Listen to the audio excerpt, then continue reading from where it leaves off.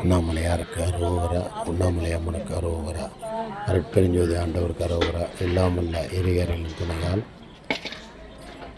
நம்ம சாகும்போது நம்ம கூட வர்றது, நம்மளை காப்பாற்றுறது நம்ம செய்த தர்மந்தான். நம்ம வச்சு நிற்கிற காரோ பங்களாவோ பதவியோ பட்டமோ எதுவுமே நம்மளை காப்பாற்றாது. நம்மளை சாகும் தருவாயில்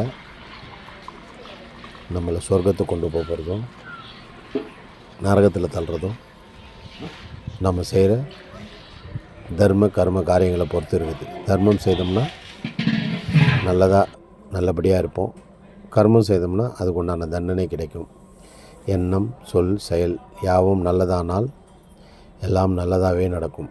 நாம் செய்கிற செயலால் ஒருவர் பலனடைஞ்சால் அது தர்மம். நாம் செய்கிற செயலால் ஒருவர் பலனடையாமல் பாதிக்கப்பட்டால் அதற்கு பேர் அதர்மம். நம்ம அதர்மத்தை கையில் எடுக்காமல் என்றைக்குமே தர்மத்தை கையில் எடுத்தோம்னா தர்மம் நம்மளை வழி நடத்தும். நம்மளுக்கு முன்னே போய் நின்று தர்மத்தின் வழியே தர்மம் தன்னை காத்துக்கொள்ளும்.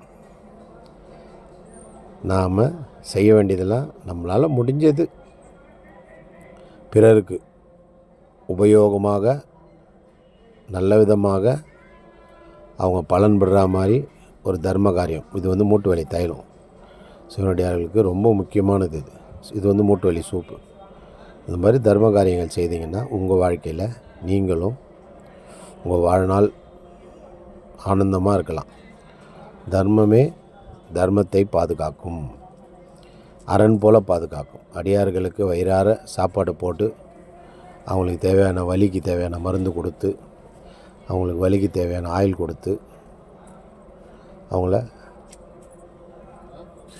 நல்ல முறையில் அன்போடு உபசரித்து தினசரி இந்த அன்னதான சேவை செய்து கொண்டு வருகிறது ஸ்ரீ அண்ணாமலையார் சேவா அறக்கட்டளை.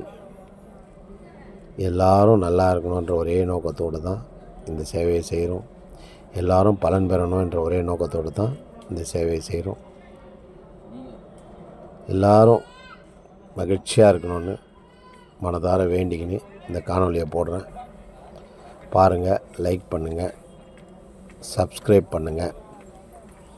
உங்களுக்கு தெரிந்த நபர்களுக்கு யாராவது பிறந்த நாள், திருமண நாள், வயதானவர்கள் இறந்து விட்டிருந்தாங்கன்னா அவங்க திதி நாள் போன்றவற்றுக்கு எங்களை தொடர்பு கொண்டு அன்னதானம் செய்ய சொல்லி அவங்க விரும்பினாங்கன்னா நேரடியாக வந்து அவங்க கையாலேயே சாதுகளுக்கு வலிக்கு மருந்து, வயிற்று பசிக்கு சோறு போன்ற சேவைகள்லாம் செய்யலாம். நன்றி.